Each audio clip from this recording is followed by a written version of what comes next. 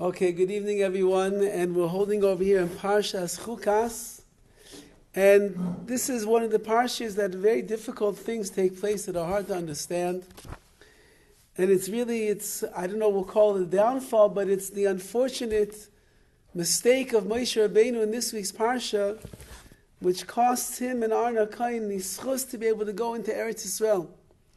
And it's a very big deal and a very big discussion in the Rishonim, in the Mefarshim.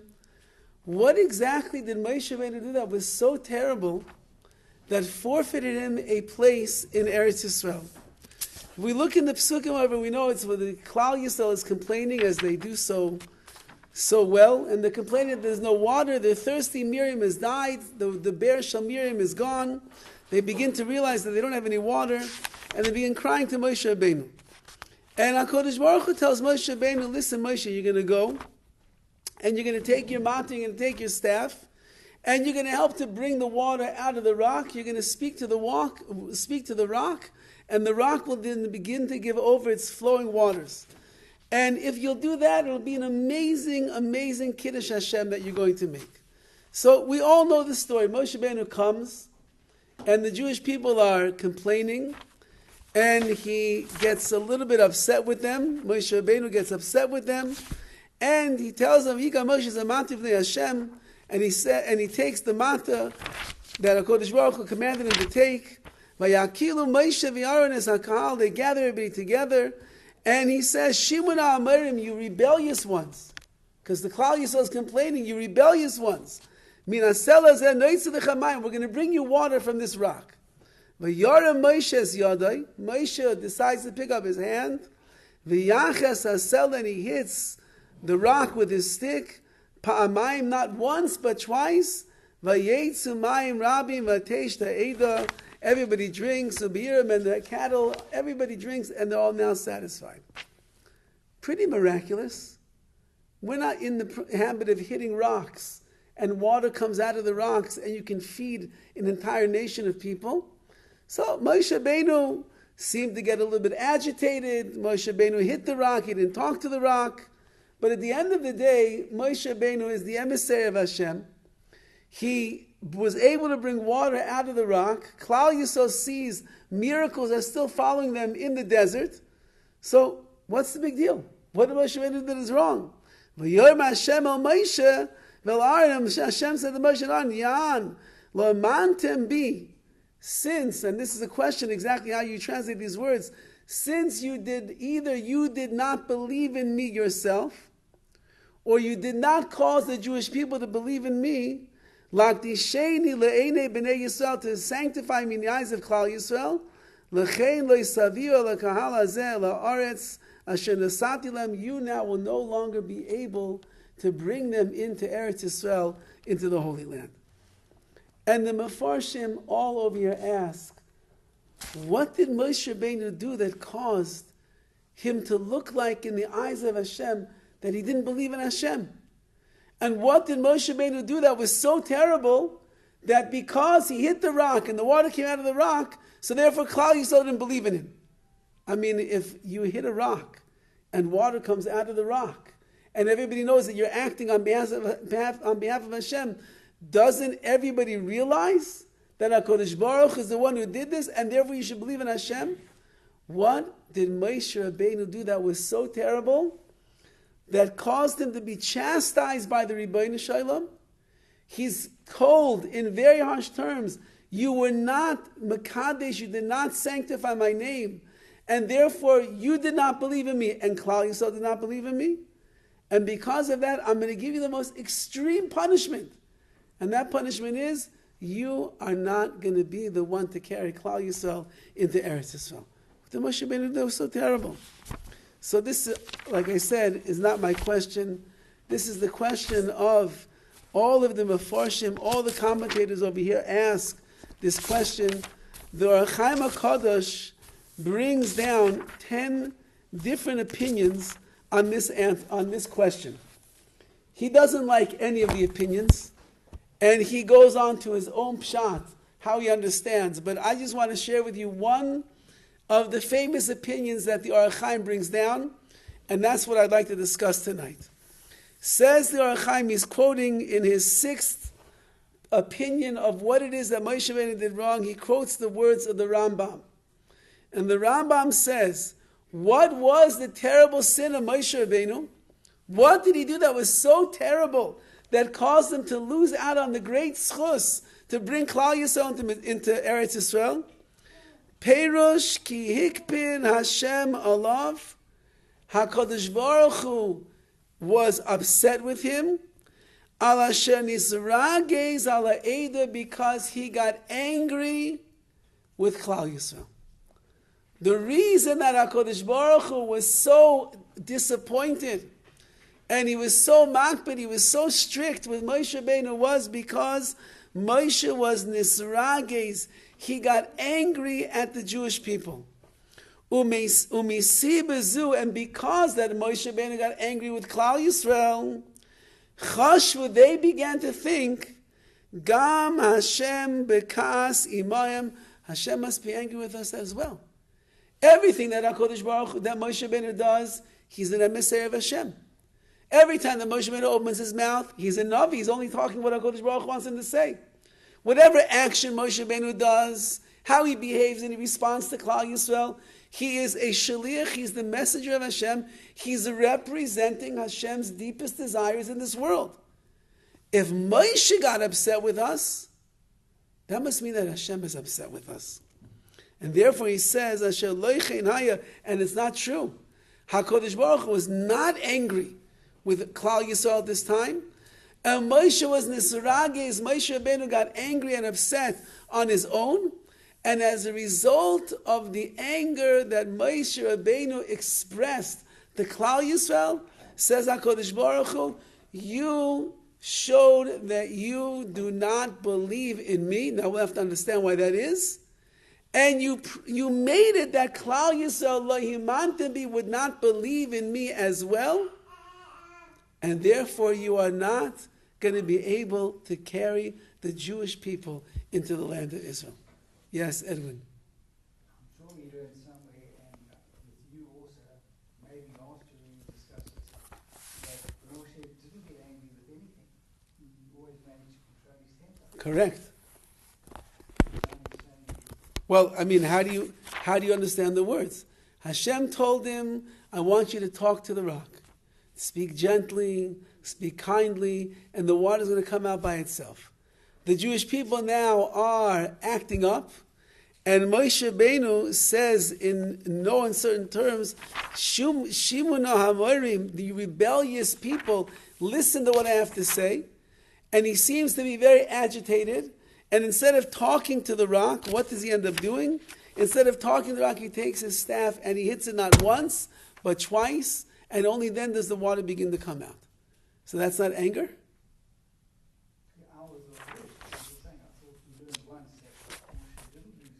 But I mean, up until this point, you are correct.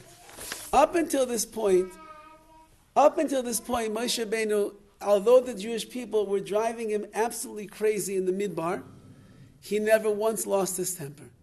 He had what's called chalishas hadas. He got weakened by their complaints. He got disappointed in what they did. He did complain to HaKadosh Baruch Hu, what kind of a nation did you ask me to take out of Mitzrayim? All that is true. But at the end of the day, Moshe Rabbeinu never expressed 1 ounce of anger. He was the humblest of all men that were there in the world. And as a result, he was able to be a soivel. He was able to handle all of the hardships that Klal Yisrael put him through. But over here, in this particular case, Moshe Rabbeinu seemed to exhibit some roiges, some anger. Yeah. And weren't Am Yisrael mitlonim?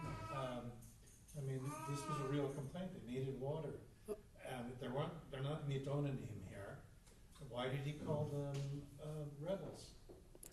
Well, let's keep in mind that until this point, the well of Miriam is following them around everywhere that they go. So they have water. But they don't anymore. They don't anymore because, as Rashi points out, they did not appreciate that all of these years that Miriam was living amongst them, that the well of Miriam was taking care of them.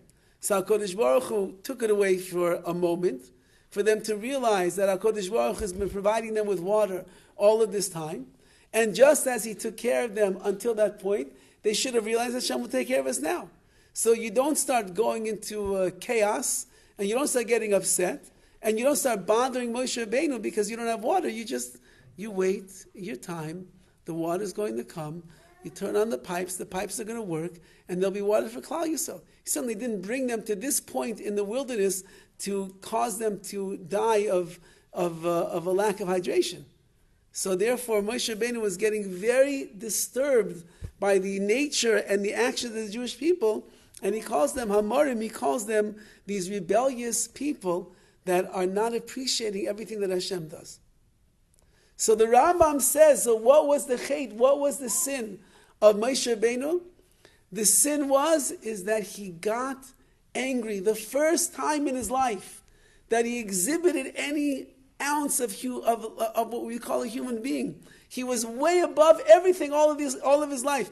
This one time he exhibits anger. Now remember also that if Moshe Rabbeinu getting angry is not like the anger of you and I, which means that even though it looks like Moshe Rabbeinu, he hit the rock, we can't imagine Moshe Rabbeinu with the nasty face that we make when we get upset and we start hitting and we start banging on something or we start getting upset with somebody. We make ugly faces. Our veins start popping out of our neck. We're going to, that's how we get when we get angry. Moshe Rabbeinu wasn't an animal like us. Moshe Rabbeinu was not a man that lost his midos, lost himself. Moshe Rabbeinu was taking his frustration, whatever that means, on Klal Yisrael. And when he banged on the rock, we probably have to imagine that his face was tranquil, and he was peaceful, and he was doing what he felt that he had to do in order to be able to get the Jewish people on board with understanding Hashem is taking care of them. So even in his anger and his rage, it's not our anger. If you ever saw a person, if you ever looked at yourself in the mirror when you were angry, you'd laugh at yourself. You wouldn't believe, as such a fool I am, am I actually making that face? Are my nostrils actually flaring that big? Is my face really that red? Are my veins popping out that much? Am I so perturbed? If we'd be able to look at ourselves when we are angry, we would make a mockery out of ourselves. We wouldn't believe such things. Moshe Rabbeinu did not look like that. Moshe Rabbeinu was a calm tzaddik, a navi that was connected to Hashem, and he did what he felt he had to do. It's known that Rav Yisrael Salanter, when he would have to get angry, whatever that means, that Rav Yisrael Salanter would have to get angry. When he would have to get angry, Rav Yisrael Salanter would go and he would put himself into another room and he would say the following: I'm looking like I'm angry, but I'm not really angry. I'm expressing my anger because I have no choice. That's what I have to do in this particular situation, but I'm not really angry. And he worked and he worked and he worked and he worked that he would not be able to get angry, but when time called for it, we had to express certain disappointment with somebody, he would have to give over that kind of a message. Now, Moshe Rabbeinu gets angry, and the anger that Moshe Rabbeinu has, makes it that HaKadosh Baruch Hu, so this is when he says, Lo himantim bi, you do not believe in me. And, or the way the Ramban and others learn is that you cause that other people do not believe in me. Why is it that the person who gets angry decides that he does not believe in Hashem? Why is it that if you get angry and you get upset with someone or something that is going on in your life, why is that a sign that you do not believe in the Ribbono Shel Olam? So the Bali Musar, the Orchos Tzadikim, and many other Sfarim, they speak about the following concept. And that is that a person who gets angry, a person who allows things to disturb them, someone who allows themselves to get agitated and annoyed by the things and the people that are going on around them, the reason that they are getting angry is because they have decided that everything in life has to work out the way in which they would like it to work out. I don't believe that HaKadosh Baruch Hu is running the world. I don't believe that HaKadosh Baruch Hu is pulling all the strings.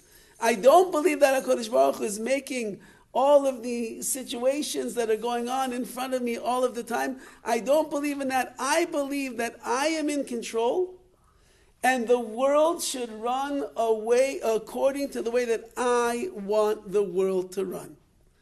And when somebody oversteps my boundaries, and when somebody steps on my toes, and when somebody frustrates me and disappoints me, so then what do? Since that you are violating my Aseres Hadibros, my 10 commandments in life, since that you are violating my space or the way that I want life to work, so therefore what is my response? I am going to get angry and upset with you. You believe in Hashem? If you believe in Hashem, then you would say to yourself, the reason that this person is doing this thing to you right now is because this is what you need to work on your midas. The reason that this person is putting me through this painful experience right now in my life is because this is what I need to become a greater person. The reason that things did not work out as planned, the business deal failed, and the marriage went like this, and the children were like this, the reason it's happening is because it shows I'm in control of nothing. HaKadosh Baruch Hu is the one that is control of everything in the world. When a person gets angry, and they get frustrated, and they get agitated, and they fly off the handle, it shows, Ki lo yimantin bi, you don't really believe in Hashem. Because if you believed in HaKadosh Baruch Hu, you would accept everything that's going on in your life as directly coming from Hashem.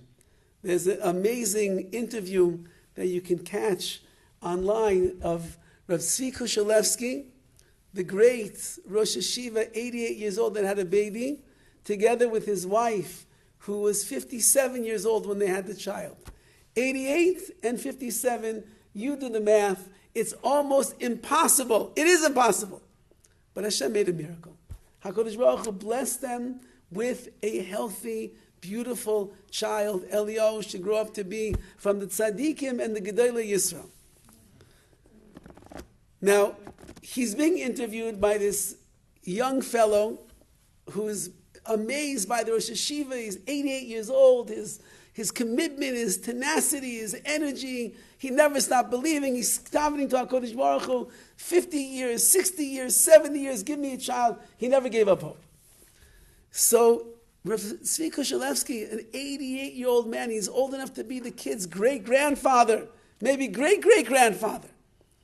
And he's telling over in this interview that you should know that I trusted in Hashem every single day of my life. And I never got angry. I never got upset.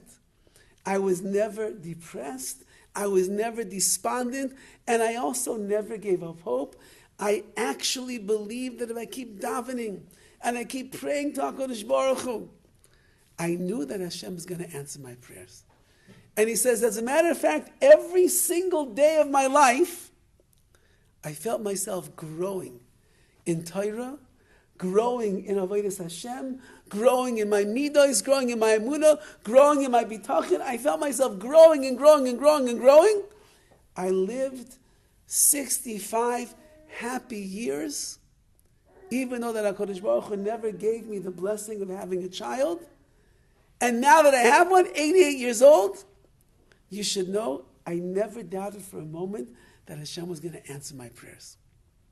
So the interview is going on, and it's a fascinating, amazing thing. The man never had a day that he was down in his life. He never had a day, an angry day with Hashem. How could you do this? He says he was always happy. So about 15 minutes later in the interview, so the fellow who's interviewing him says, Rosh Hashiva, Rabbi Kushalevsky, I'm sure that, all the years, there must have been some difficulties along the way. You must have had a few bad days over there, some down days. Can you tell us and tell the viewers who are listening right now, what did you do when you were down? So I'm listening to this interview, and I'm thinking to myself, did you not hear what he just said? He just said he was happy all the days of his life. He never got down. So the Rosh Hashiva turns to him and he says, I'm sorry. You must not have heard what I said. He said, I just told you. I never had a bad day in my life. Every day was besimcha. Every day was with joy. Because I believe in Hashem. And when you believe in Hashem, you're living in a different world. Say the Bali Musa, the way that they describe the evil of kas, of anger. And that is that when you are a kaisin, when you're an angry person, your anger itself is made, it testifies upon you. You don't really believe in Hashem. Because if you believed in Hashem, you would believe in every situation that you're in life is orchestrated by Hashem. It's for you to work on yourself.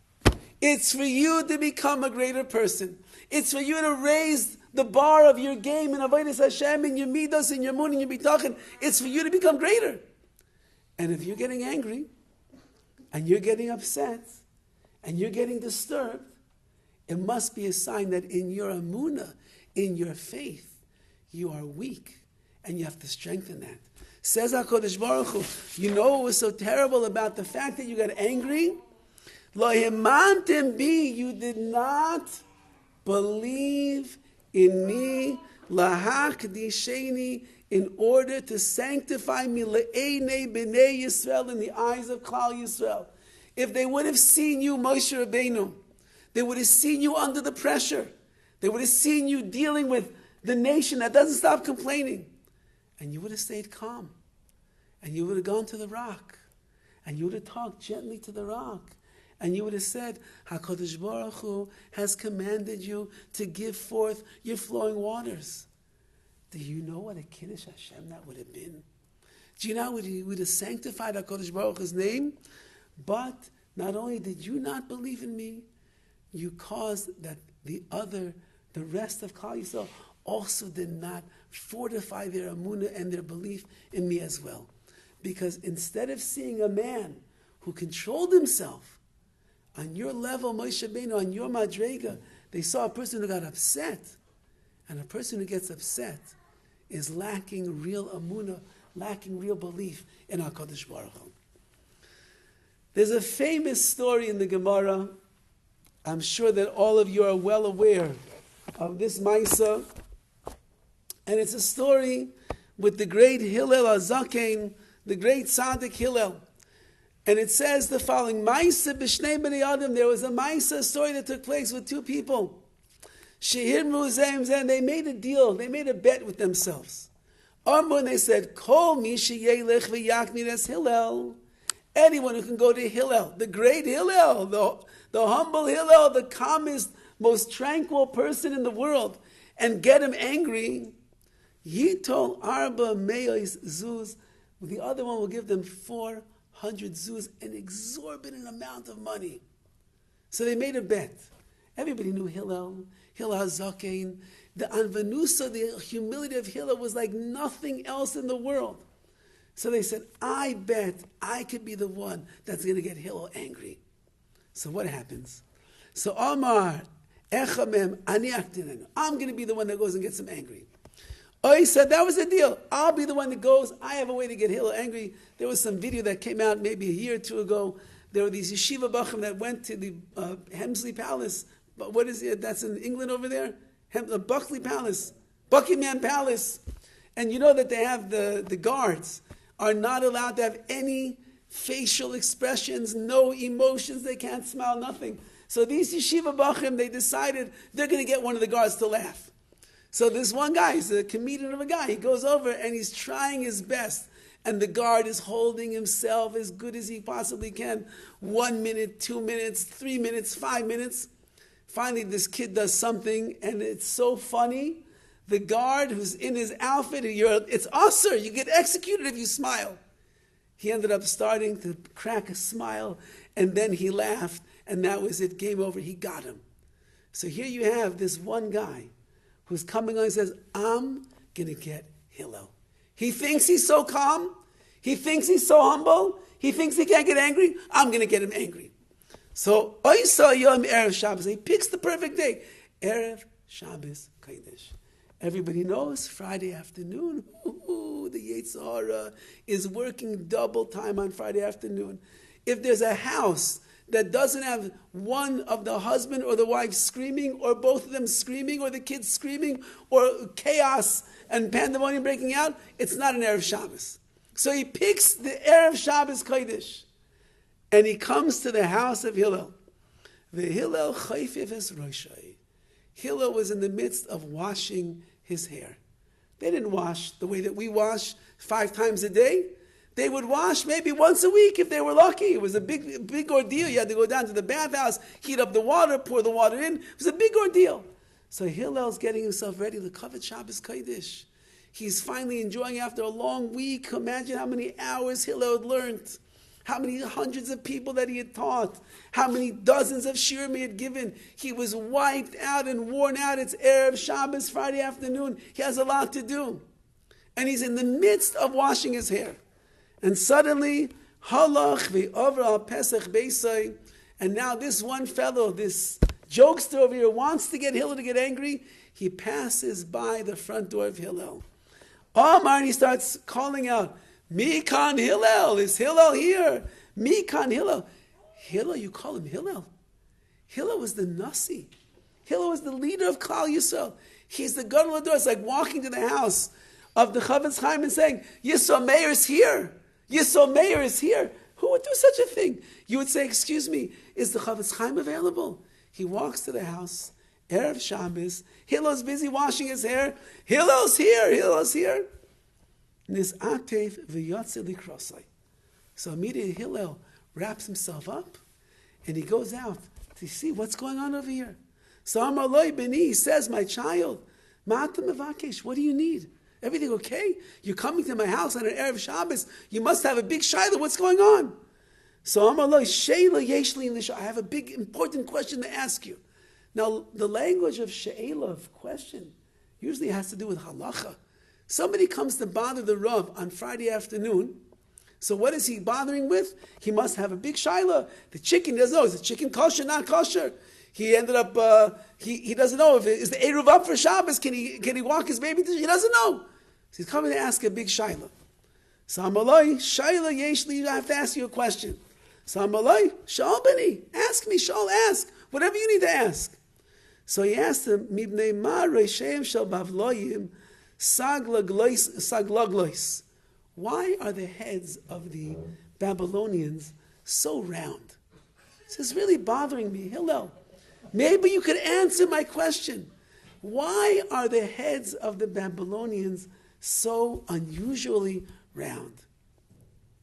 So now, if you're Hillel, and you're the Gadol Hador, you're a busy man, you're in the midst of washing your hair, you're getting ready for Shabbos Kodesh, and this wise guy comes and he asks you, yeah, I have a big shaila. I can't go into Shabbos until I know the answer. What is the reason that the heads of the Babylonians are so round? Amar Loi, Hillel said, Beni, my child, she'ela gedola sha'alta. Wow, what a big question you just asked. This is major. And he says, Mibnei she'ein lehem chayos pikchos. The reason is because the midwives in Bavel, in Babylonia, they're not so bright, those midwives, and they apparently don't take the kids out fast enough, and so their heads kind of get like squashed, and therefore they have rounder heads than everybody else? Good question. Thank you for asking. Have a good Shabbos.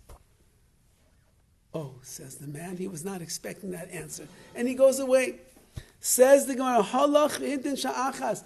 He goes and he waits an hour. Let it get closer to Shabbos. Everybody knows the fires of machlekes, of argument, get much worse as you get closer to Shabbos.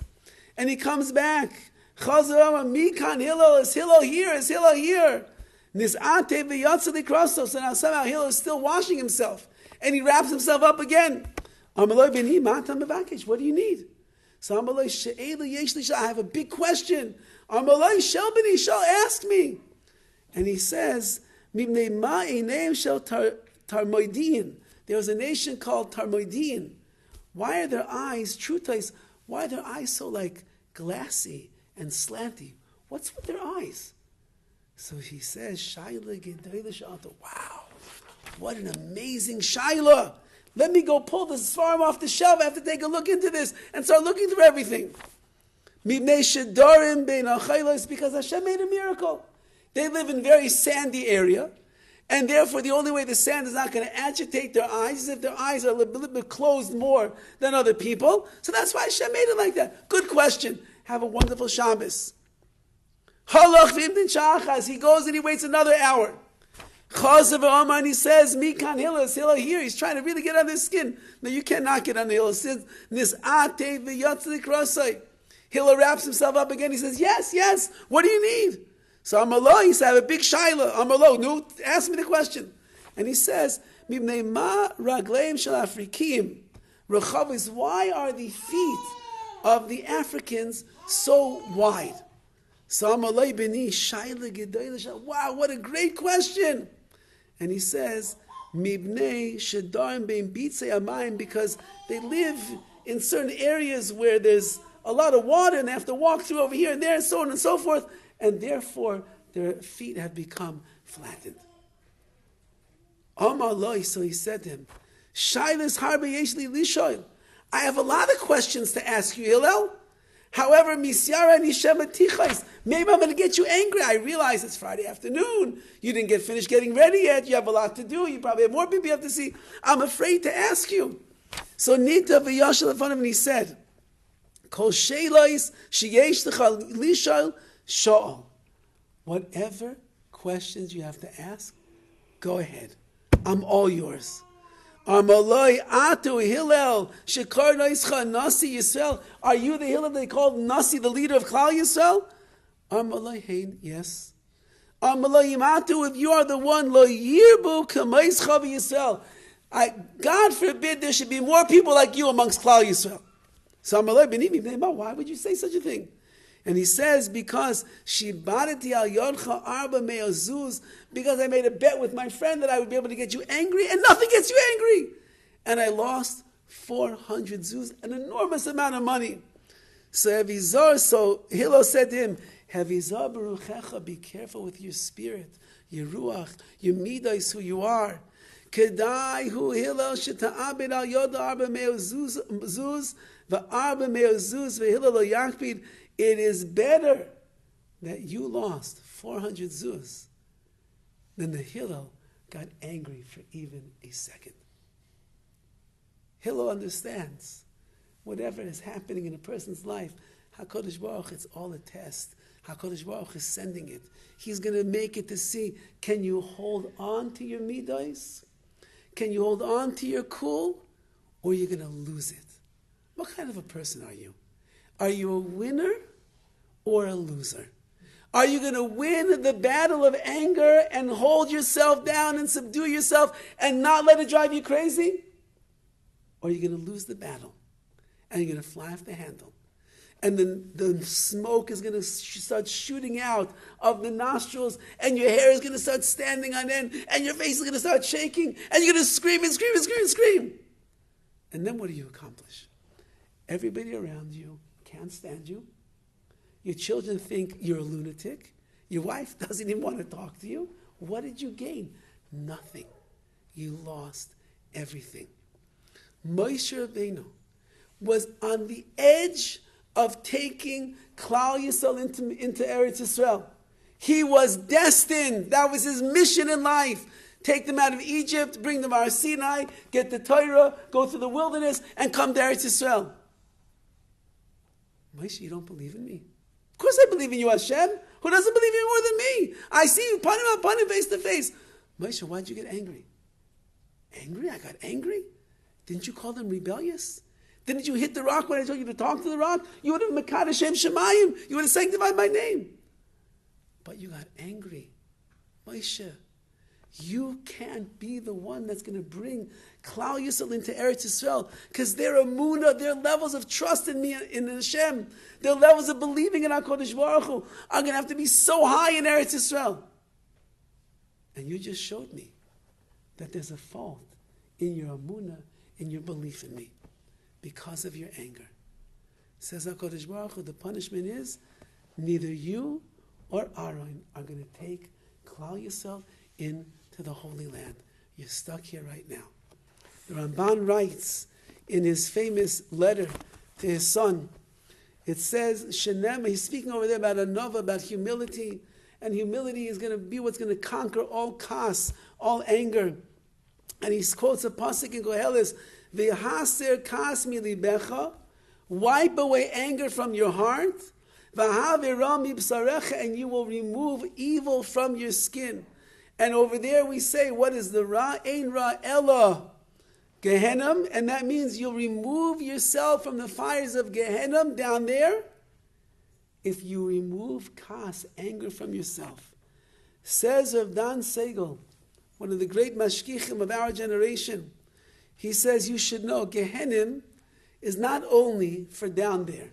When a person leaves this world after 120 years, all the sins that we did, all the mistakes that we made, all the silly things that we were involved with, the fires of Gehenna are going to char us, and they're going to burn out all of the impurities that we have. Says Rav Dan Segel, but Gehenna is not reserved only for there. You could be living Gehenna in this world as well. And a person that is a kaisan, a person that is an angry individual, a person who loses it in the world of anger, you should know that the fires of Gehenna are consuming you here in this world. And therefore a person has to get in control and not let the emotions, not let the lack of emunah, not let the situation, not let the person bother them. You have to be in control of all of that. It's hard to understand that Moshe Rabbeinu lost the schus to take the Jewish people into Eretz Yisrael. However, we don't have to look far. That is exactly what the Torah says. L'chein lo yisaviu es hakahal hazeh el haaretz asher nasati lehem. You are not going to be the one that brings them in, says the Rambam, because you were nisragis, because you got angry with Klal Yisrael. If you would have controlled yourself even in that moment, and again, we have to understand, if Moshe Rabbeinu got angry, he didn't look like our anger. He looked like a prince. He was a tzaddik. He was a navi. HaKadosh Baruch Hu is talking to him as he's in a state of anger, which means he couldn't be angry the way that we are. But on his level, it was enough to get punished in such a way. I want to leave you off with a maisa. One of my son Yosef Shalom loves stories and story tapes. So I said, Yossi, you have a good story on Kas? And he said, what about it? Someone who got angry or didn't get angry? I said, you have a story about someone who didn't get angry, controlled his Kas. So he says, hold on. He starts going through his story tapes over there. He said, oh, here, Tati, here's one. And he played me this following story. Amazing, amazing Maisa. There's a very chashuv Rosh Yeshiva of a Nissim Kaplan. Nissim Kaplan is a very special person. Lots and lots of koyches, lots of energy. He comes to LA sometimes. It's worthwhile to go and see him when he's here. He's like a ball of fire of Kedusha. So somebody once came to visit him sometime shortly after Pesach, and they noticed there was a new picture that was hanging up in his dining room. And they asked him, Rabbi, what's such a beautiful picture? What is this picture all about? So he says, this picture, let me tell you a story. He said, the last several months before Pesach came, I was busy giving Vadim classes on how to control your kas, your anger. And they were called the No Kas Vad, which means the group that no kas, we don't get angry, and they were working on it. They went through the sugyas, they went through the gemaras, they went through the psukim, they went through the Bali Musar, and they had exercises how to control your anger. He said, shortly before Pesach, I came to America, and I was going all around America, and I was speaking, and the one thing I was speaking about more than anything was, no kas, don't get angry, control your anger. As I'm on the plane ride back from America to Eretz Yisrael, just a week or so, 2 weeks before Pesach, I thought to myself, I spoke so much about controlling your anger, about no kas, no anger, and believing that everything comes from Hashem and saying it's all HaKadosh Baruch Hu and not getting angry with anything. He said, HaKadosh Baruch Hu, I'm sure you must have some big tests coming my way in the world of kas, of anger. I just don't know what it's going to be, but if I talk about it so much, and I impress upon people so much how important it is, I'm sure there's an isai, there's a test of anger coming my way. He lands in Eretz Yisrael, and that very day, he had surprised his wife that in order to get the house ready for Pesach, he hired painters, and they came, they knock on the door, and she says, what are you doing here? She said, we're here to paint your house for the up-and-coming holiday. And they painted their apartment in Yerushalayim, beautiful, fresh paint, all in honor of the Yom Tov of Pesach coming. The painters leave, there's another knock on the door, it's a whole cleaning crew. She said, can I help you? She said, yes, your husband sent us to clean the whole house for Pesach. Wow, unbelievable. And they end up coming and they clean the house, spick and span. In the process of 1 or 2 days, she had a painted apartment and everything was clean, was sparkling clean for Pesach. Okay? You got to start going shopping, getting the food, everything. So there they are, and they're in the house. She's looking around, marveling at how beautiful everything looks. And suddenly they hear, pshh. And they look around the apartment. What is that? Pshh. What is that? And the next thing they look in the kitchen, one of the pipes in the kitchen has exploded, and there is water shooting out everywhere in the apartment, on the brand new painted walls, on the spick and span floors, on the countertops, everything, water's all over the place. And Rav Nissen Kama says, HaKadosh Baruch Hu, I know that you're testing me right now, I'm not going to get angry. And he quickly calls the plumber comes running over, turns off the water, and Baruch Hashem, they were able to salvage everything, and he spent the large part of that night sponging and cleaning and draining and getting rid of everything. Okay? Fine. The next day, Friday, Erev Shabbos, the wife is busy cooking. Rav Nissen Kaplan is going and shopping and getting all the things they need for Pesach and for Shabbos, so on and so forth. Friday night, they're having a delicious Suda. Suddenly they hear in the middle of the Suda, pshh, pshh. They're looking around. What is that? They look in the kitchen, no water in the kitchen. What's going on?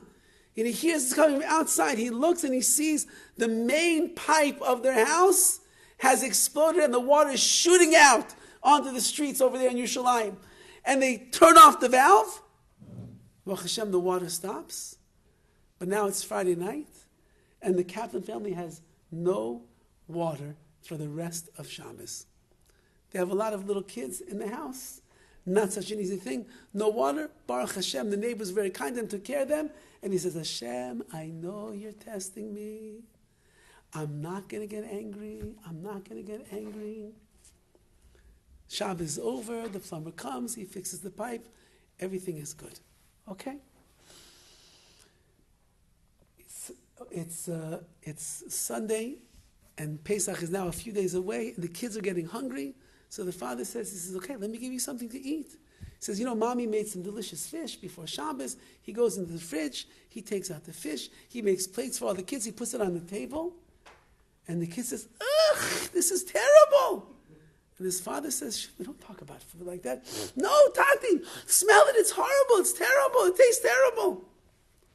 So Nissen Kaplan looks at the plate. The fish looks fine. And he goes, oh my gosh, you're right. It smells terrible. It's off. What happened to the fish? He goes, he opens the fridge. The fridge is broken. It's not working. It's hot in the fridge. Gewalt. The fridge broke now too. The one pipe, then now the fridge. Hashem, I know you're testing me. I'm not going to get angry. Calls the repairman. The repairman comes, looks underneath this and that, fixes the whole thing up, and he says, 700 shekel. 700 shekel. Okay, Baruch Hashem, we have a fridge now that works. Fine. Here's the money. Have a good Yom Tov. Fine. And the wife says to her husband, she says, my dear husband, look, all the food in the fridge got spoiled. I need you to go back into Meir Shara and back into Gula. I need you to go buy all new food for Yom Tov. We don't have anything right now. Fish and meat and chicken, I need it all. No problem, he says. He goes into town and he starts buying all the food and he's schlepping and this and that. He comes in, he opens up the fridge to put everything back in. The fridge is still hot. It's not working. So he says to his wife, did you unplug? No, it's plugged in. So he calls the repairman. He says, Mr. Repairman, you remember me? Yeah, sure, Rabbi Kaplan, sure. So I just fixed your fridge. No, you didn't. The fridge is not working. He says, no, it's working. That's the way that these fridges work. You fix it, and in 24 hours it's going to start working. Don't worry. Trust me. I've seen it 100 times before. So no, I need you to come back here. I need you to see the fridge. We just spent 700 shekel. I've got a lot of food right now. I don't want this to spoil. He says, fine, I'll come. He takes a look, and he says, look, I'm telling you, in 24 hours, your fridge will be working, no problem. Okay? I'm going to trust you. Puts the food in there, and sure enough, short time later, they hear the motor start working, and the fridge is working. Fine, Baruch Hashem. He didn't finish shopping. He goes back into town. As he's in town, his phone rings. And his wife says, you'll never believe it. He says, what happened now? The oven! What happened to the oven? It's not working. It broke. The oven doesn't work. Yom Tov is tomorrow. The oven doesn't work. He said, okay, I'll buy you a new oven. And so if Nissen Kaplan, I'm not getting angry. I'm not going to get angry. This is all a test. And he goes to the store, appliance store, and he picks out an oven. And he says, deliver it right away. My wife needs it. And they start taking it, and they're going to go deliver it. He's still in the middle of Meir Sharm Gula, finishing up the shopping, everything he needs. The phone rings. It's his wife. Nissen, you're not going to believe it. What happened now? She said, you won't believe it. What happened now? She said, you remember the big sugar canister that we had in the house? Yes. And it was around the chametz all year long? Yes. And it has a lot of crumbs because whenever I cook, I have all my hands, my chametz hands are inside the sugar? Yes. Well, one of the kids took the canister and they shook it all over the house. It's all over the pots, it's all over the pans, all over the kitchen. It's everywhere right now. Everything became chametz. And he says, okay, I'm still in town. I'll go and I'll buy you some new pots and some new pans, and I'll get another round of food. Throw out whatever you want. Don't worry, everything's going to be okay. He said, you are really testing me. I'm not going to get angry. He said, at that point, he said, I walked into a beautiful art store. And I looked on the walls of that art store and I saw this picture hanging. And I said to myself, you know, my wife and I just overcame such a nisayon, such a challenge of kas, of anger.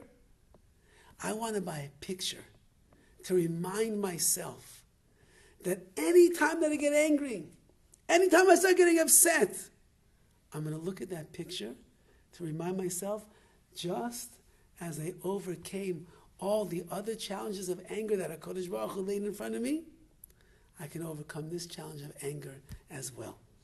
And I brought the picture, I brought it to my home, to my wife, Erev Yom Tov, and I said, this is our no kas picture. Anytime that we get upset, anytime we get angry, just look at the picture and everything will be fine. Rabbi say, Moshe Rabbeinu made no mistakes. He did nothing wrong. Hashem found one tiny infraction. He expressed on his level a little bit too much anger against Klal Yisrael. We have to think to ourselves, what does our anger look like in our lives?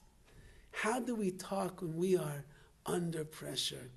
What's those nasty faces that we make to our spouses, to our children, to our friends, to our neighbors? What do we do?